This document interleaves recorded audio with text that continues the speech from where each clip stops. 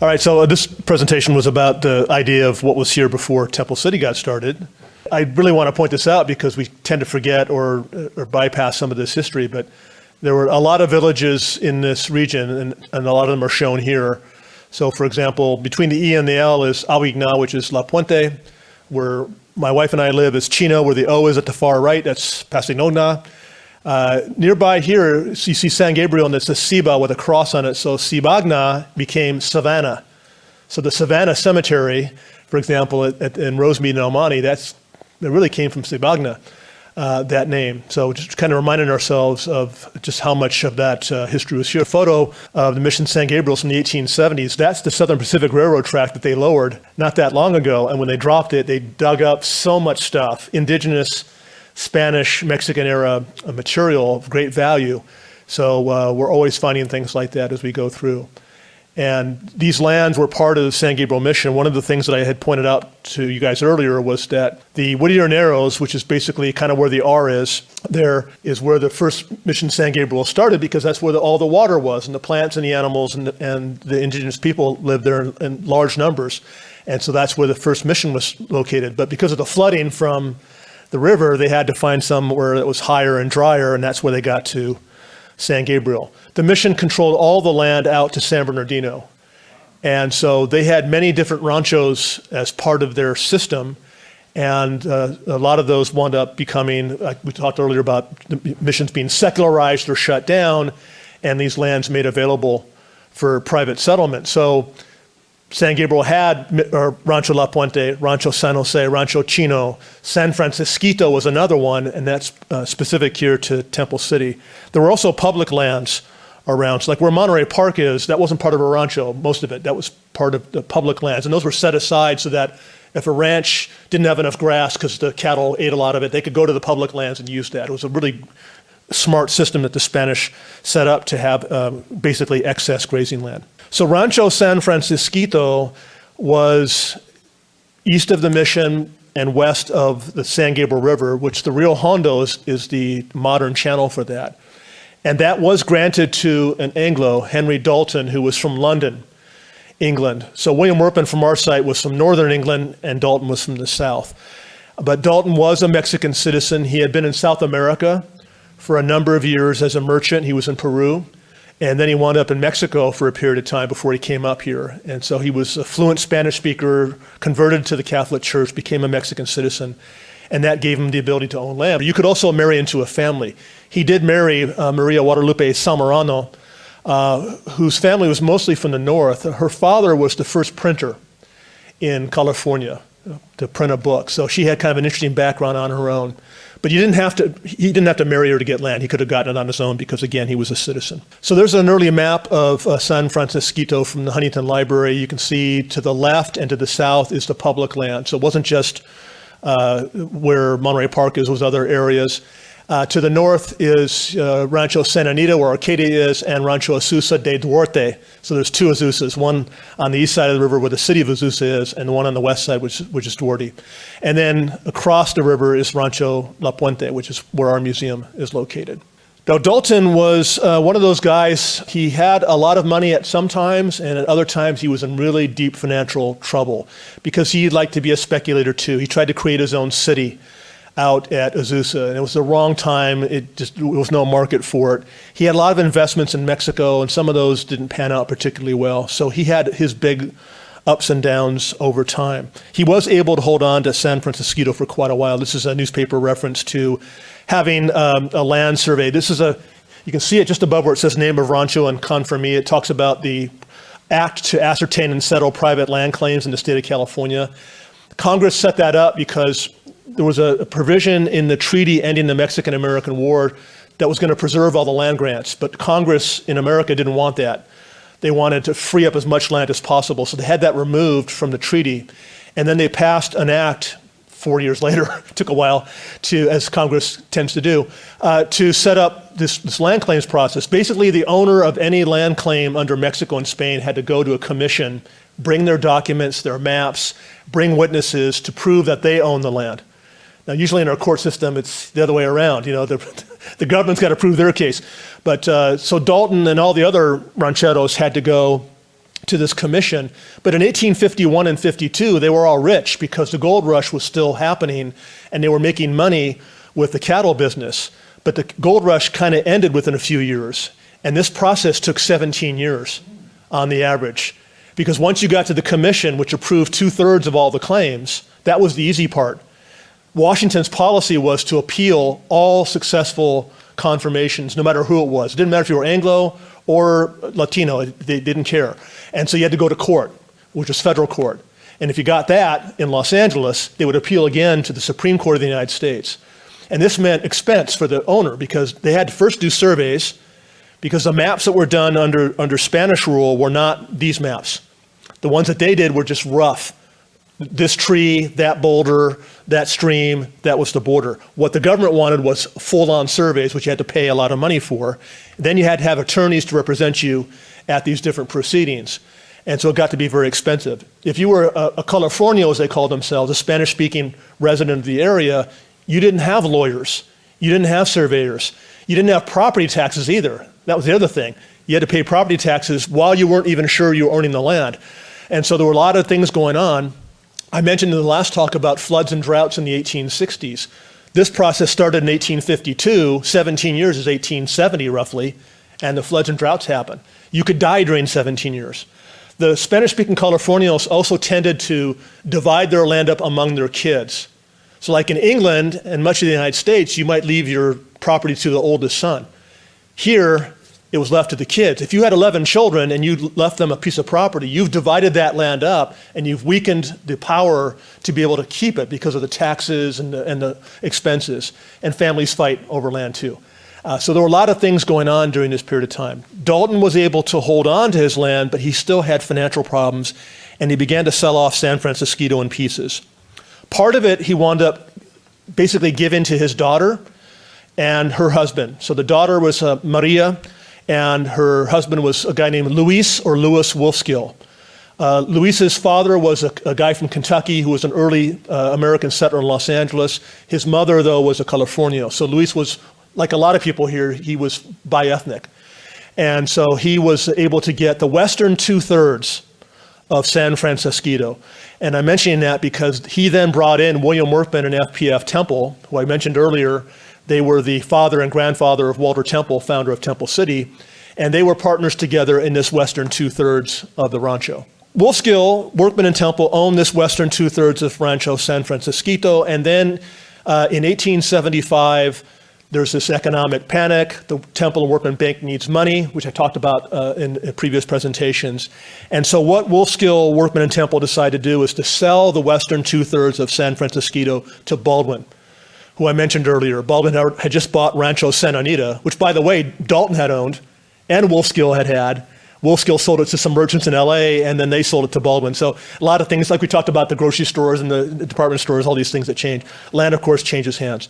So on the bottom right is a receipt that we have in our collection from San Francisco, where Temple and Workman are saying, okay, we just got this $11,000 for the sale of this part of San Francisquito to Baldwin because they needed money. They were trying to figure out what to do with their bank. On the left is the original deed that I dug up at the archives in Norwalk about the transaction. So Baldwin becomes owner of most of the San Francisquito Rancho, among many others that he picked up because of the failure of the Temple and Workman Bank and what have you. He was quite a character, very controversial. He was the hard-nosed business person that was coming into the scene at that time, whereas Workman and Temple were ranchers and farmers trying to become business people. And sometimes you can't make that transition. It just doesn't work. And so Baldwin winds up becoming a huge owner of land out here. So we were talking earlier about the racetrack and Arcadia. So on the right is an 1890s advertisement for Arcadia, which was a new town, but it talks about his other properties that he had in the area, and one of those being San Francisquito. Baldwin didn't subdivide San Francisquito, he subdivided Santa Anita. He kept it pretty much intact until he died in 1909. But you see on the right there, there's a newspaper article from the 1890s. Owes much, owns much, and owes much. Baldwin had a lot of land, but he got into a lot of debt. Some of that was gambling, some of that was investing in horses, some of it was just real estate things he was working on. So even though he had a lot of land, he was in some pretty serious trouble there for a while. And he kind of bounced around. And on the next one, it says, Baldwin heirs to receive $25 million. So when he died, that was the the estimate of what he had. And it was just a huge amount of money for that time. He didn't actually have 25 million, because when you look at the one on the right, when they figured out how much debt he had, he was actually down to 11 million. Now, no one's going to feel sorry for somebody who's got $11 million in 1909, but it just kind of shows where a lot of this was a question of could they be able to keep the estate intact, or did they have to sell off a lot of property? The article on the right talks about the land lies in El Monte, Arcadia, Monrovia, different ranchos, including San Francisquito, La Puente, and what have you. And so that became the next thing, is when Baldwin dies in 1909, his estate starts to sell off a lot of the property. And he had a really good executor who I think was a nephew of his named Unruh. And he was making all these deals. He made a lot of money for his clients' heirs, the two daughters of Lucky Baldwin, because of his work. They didn't keep a lot of land. They kept some of it. So some examples would be Baldwin Hills in LA. They held on to that. Probably because it was considered worthless. The Montebello Hills section also, because it was just scrub and chaparral, and it didn't seem to have a lot of value to it. The irony is both places wound up having oil. When Baldwin died in 1909, nobody knew that. But his daughters wound up making, and they had quite a bit of money as it was, just after the sale of the land, and they made a lot more with the oil later on. So one of the many people who bought land from Baldwin and Baldwin's estate was a guy named Joseph Burckhardt. Burckhardt was from Germany, not too far from Frankfurt. On the left is a birth record that I hunted up. And on the right is the shipping manifest that shows him coming to the United States in his early 20s. Burckhardt wound up in Los Angeles and created an investment company.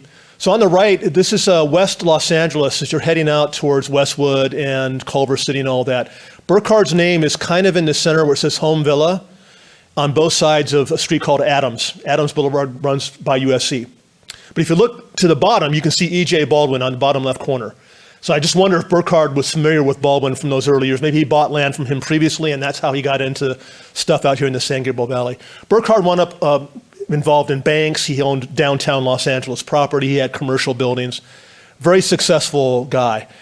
And he's in his 60s when he buys the property out here. And sometime around 1908 are some of the stories. It might have been a little bit later after Baldwin passed away, but in any case, he starts to acquire a pretty large chunk of land out here. 1908, 1910, there's not quite enough interest or a market for building new towns yet, so he seems to have just kind of sat on the property. But by the time you get to after World War I, there's another big boom of development. A lot of soldiers knew about this area from the war.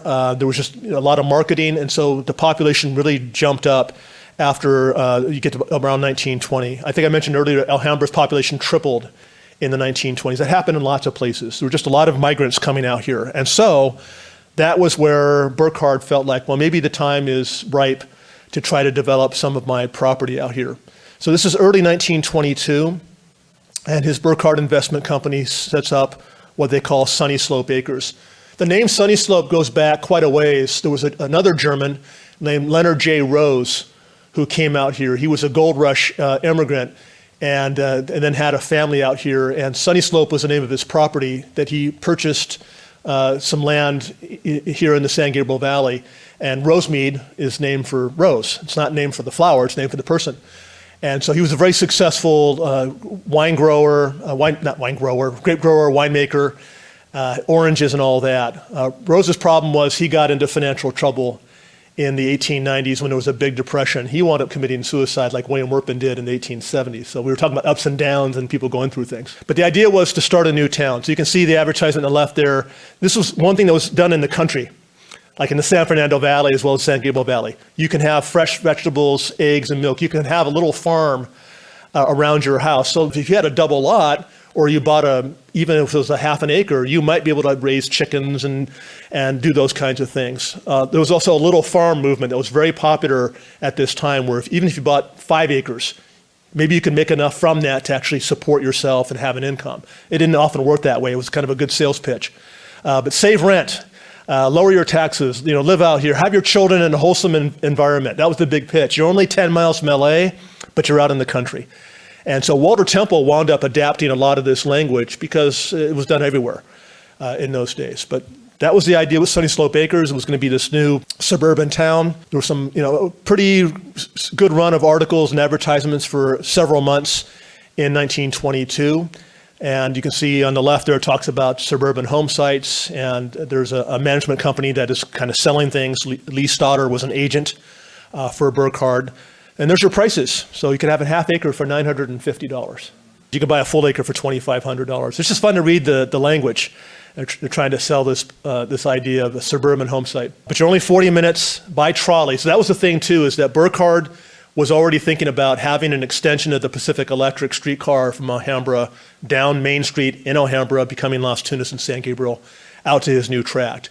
It didn't work for him, but it wound up working for Temple City just a little bit later. But if you look at the directions on how you get out here too, go to Alhambra from wherever you are in Los Angeles, take Main Street down to San Gabriel Boulevard, and then you'll have our tract office, as well as taking the PE streetcar. And this is an article on the left that talks about the fact that they were getting ready to do this extension of the Pacific Electric, and again, it's 1922 into 1923. There'll be a power substation to provide the electricity for all that.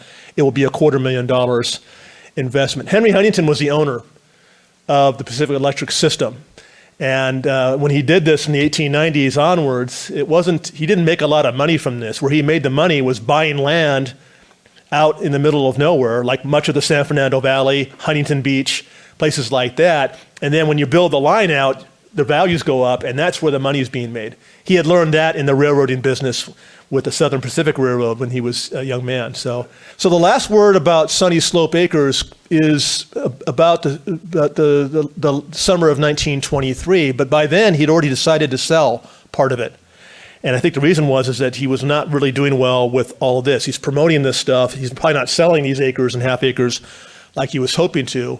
But Walter Temple's interested. And so he's interested for a couple reasons. Number one, his father and grandfather had owned part of that western 2/3 of Rancho San Francisquito, and he wanted to do something on land that his family had. He'd done that in a number of places, as we talked about earlier. So this is May 1923 when the Pasadena Post has this big headline of the new town of Temple, which will be the official name of it, developed on a big tract. He buys 285 of 600 acres, roughly half of what Burkhardt had. So Burkhardt kept the other western part, which is San Gabriel and all of that, but Temple buys part of it. And as it says in the article there, he plans to spend $1 million on this town. The other thing to point out is that 1923 is the peak of the real estate boom that started several years earlier. You really don't want to buy things at the peak. It'd be like buying a house in 2007, because you've already hit the top. But he's not going to know that because nobody knows that. It's part of the risk you take as a speculator that you're doing all that. But again, what's happening at the Montebello oil fields too? The money he's been making there is starting to drop. And so he's got this issue that he's dealing with. But he's already committed. He and Kaufman, Woodruff, and Dupuy have gone all in, and they're going to start this new town. And that would lead us to the next presentation.